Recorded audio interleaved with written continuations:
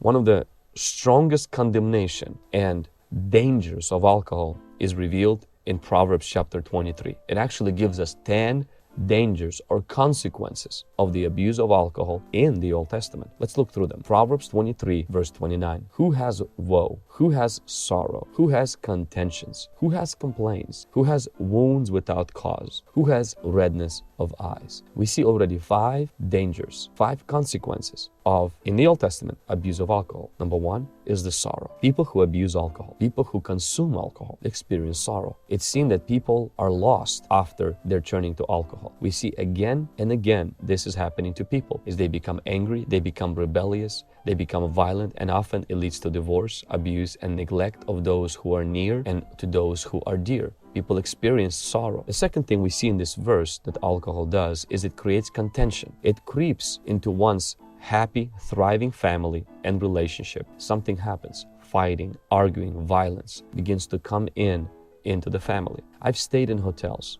with me and my wife on vacations and both on ministry trips. And you know, when somebody's fighting the next door, you can be 100% sure they're drunk. That means that they're not fighting just because something bad happened. It's because they're intoxicated. It's very loud. Things are thrown. Police is involved. And it's always like that because alcohol leads to contention. It leads to sorrow and it leads to contention. And then Solomon, tells us that it leads to complaining. We see who has contentions and who has complaints. It's something we're all guilty at all times or at some times. But while you're intoxicated, all of your restraints, all of your inhibitions, they leave. Alcohol leaves a person to make foolish decisions that have permanent effects, that have sometimes last forever. Fourth danger or fourth consequence is you experience wounds without cause.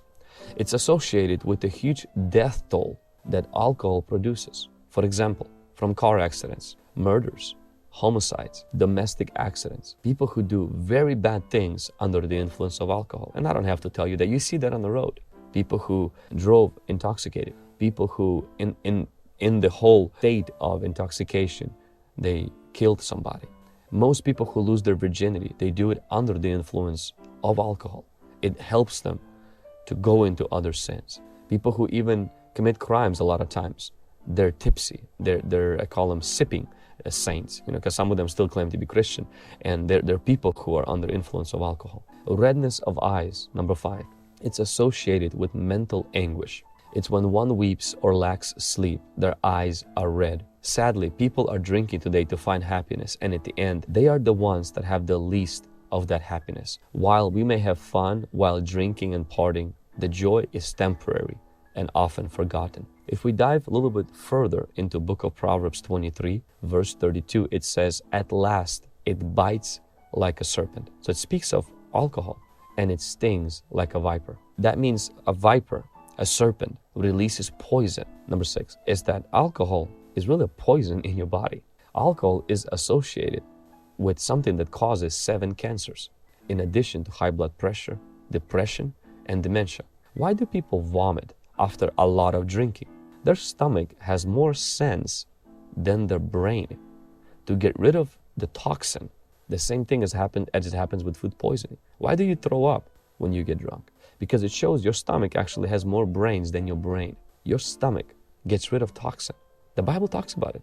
The sting of a viper. The Bible talks about the viper, the serpent, the poison. Being drunk, you're actually filling your body with poison. That's the Old Testament.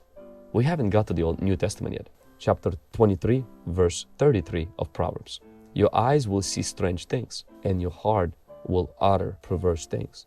So the 7th danger or consequences of being drunk is immorality and hallucinations. Now, hallucinations, you know what that means. You start seeing weird stuff. But immorality comes from releasing perverse words out of your heart. See, what alcohol does is it lowers down your self-control, which often leads directly into the trap of sin. Verse 34 and verse 35 of the same chapter. Yes, you will be like the one who lies down in the midst of the sea, or like the one who lies on the top of the mast, saying, "They have struck me, but I wasn't hurt. They have beaten me, but I didn't feel it. When I shall awake, that I may seek another drink."